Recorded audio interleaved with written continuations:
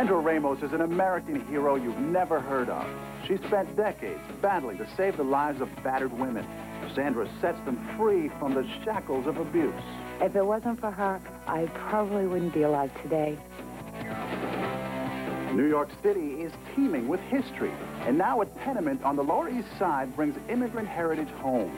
How Ruth Abram has created a living testament at the Tenement Museum. A person is the sum total of their dreams. Fred Hirsch is a world-class jazz musician. He's got rare talent and a big heart. Fred's triumphed over personal adversity using his gifts to raise money for AIDS. This is my big chance to be a role model and to give something back. Stories about local heroes. Now, 4 stories.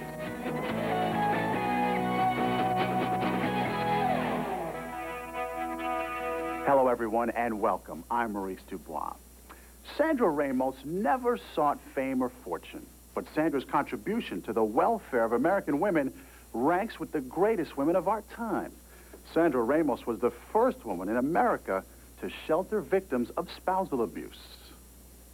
I had been living with an abusive husband for 9 years. I mean, the battering started before we got married. I was battered, and my children were battered, and we wound up homeless.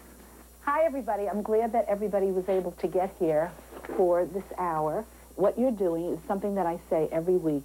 You are spending an hour on the most important person in the world. That is me. Sandra Ramos has been on a crusade for 28 years, on a mission to rescue women and children from the horrors of domestic violence.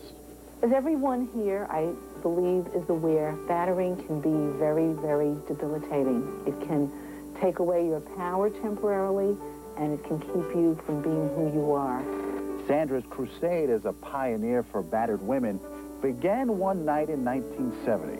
She was 30 years old and amicably divorced from her husband, Maheen. I was married 10 years. My husband was not a batterer. Everyone assumed that he was. Sandra was living alone with her 3 children in their Hackensack home. A sudden knock on the door shattered the quiet of the night. A woman from Sandra's church stood on her doorstep. She was in tears and said she had nowhere to turn, nowhere to escape her husband's repeated abuse.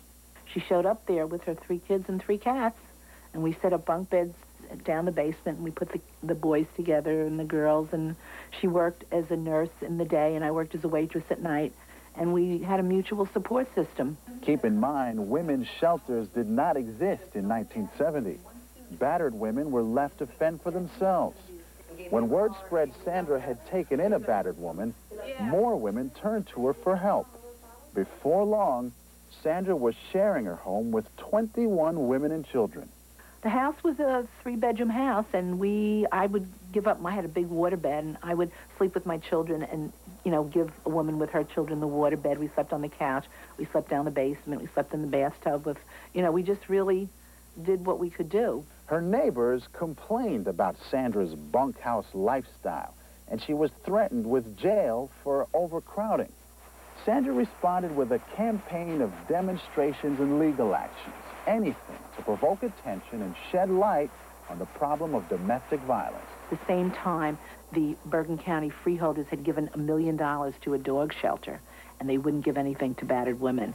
And I came to one of the meetings. This woman, Erica, had this idea, and we brought poodles with nail polish and little fancy collars, and we had a battered woman who had a dog, and we asked the freeholders if they would take into their dog shelter a dog who had as its mistress a child and a battered woman. In 1977, Sandra finally won her first battle.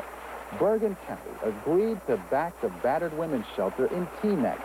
It was the first in North America. We got $75,000 from $75,000 from DYFS with a $25 match from the county. But the relationship between Sandra and the shelter's board went sour. In 1986, Sandra was ousted from her own organization. She moved into her Quonset hut in Ringwood. I moved up here without a plan to open another shelter, but people started calling me, "Will you help my cousin in Bergen County? Can you help my sister?" It was the genesis of Sandra's current shelter, Strengthen Our Sisters. In 1992, it welcomed its first women.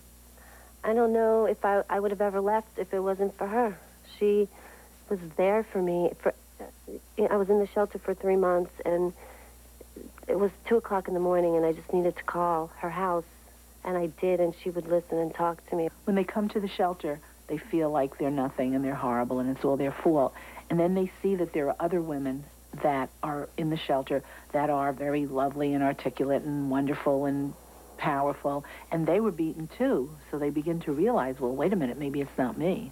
Some 63 women and children now live here.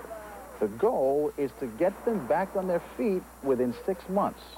We work with them in rebuilding their life, whether that means getting temporary assistance, getting a job, getting in school, getting training, coming to groups. We have support groups, counseling, meditation, battered women support groups. If it wasn't for her, I probably wouldn't be alive today. If I was alive, I probably wouldn't have my children with me. You know, she really cleaned me up and straightened me out. The moment I got here, I knew I was safe, and I felt at home. And that meant a lot, because I hadn't felt at home or safe for a long time. She just envelops you. So no matter what's going on, no matter what brought you here, it just was a hug that I hadn't had in a really long time. It's now been more than a quarter of a century since Sandra embraced the first battered woman. But her compassion and determination to free women and children from domestic abuse run as deep as ever. I think the most gratifying thing is the sisterhood, the support, the love, seeing somebody that came in just feeling like they were nothing, hopeless, non-productive, getting their life together, you know, being fulfilled, being able to be a good parent, breaking the cycle. Every year, more than 3,000 women are killed in the United States by their husbands or boyfriends. If you'd like to contact Strengthen Our Sisters, call 973-728-7835.